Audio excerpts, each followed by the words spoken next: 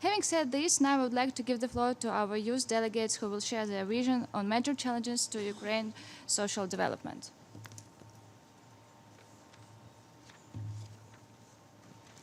Honorable delegates, Ukraine can be proud of its youth generation. Recently, its participation in social movements has greatly increased.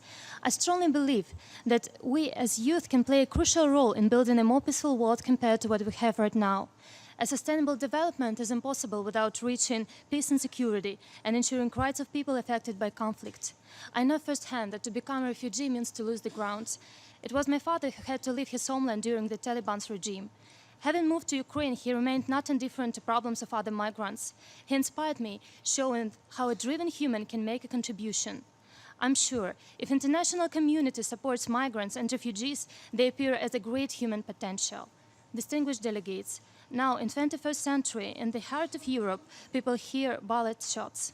So far, the Russian aggression has claimed 13,000 lives and left 30,000 wounded, as well as forced about 1.5 million people out of their homes in temporarily occupied Donbass and Crimea. Being aware of this problem, we can't remain indifferent. Inherent sense of humanity tells us to stop violence and support those who suffer. Here, a role of a single human cannot be underrated.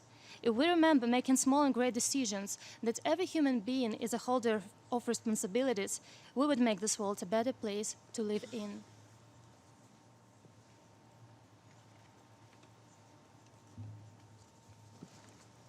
Honorable delegates, creating a prosperous future is impossible without the involvement of the young generation.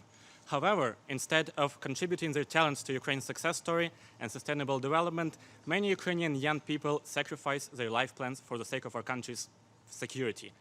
Already for 6 years, Ukraine is the only country in Europe which has been fighting against external aggression for its freedom, dignity, and the future. Let me recall a personal story of 19-year-old Andrea Ейдера, who was wounded in the Russian attack on the Ukrainian vessels last year.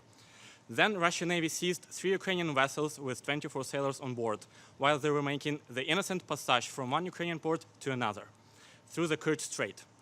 This postcard was with him during his 286 days in the Russian prison. On the backside of the postcard is a calendar, which Andrei used to count his days in the prison.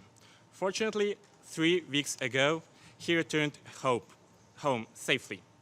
In particular, thanks to active involvement of the international community. However, his case reminds us that many Ukrainians are still illegally imprisoned, as well as millions are facing gross human rights violations committed by Russia in the temporarily occupied Ukrainian territories, namely Crimea and parts of the Donbass region. Those Ukrainians still make their marks on the calendar, and it depends on the international community whether this calendar will further count. Thank you.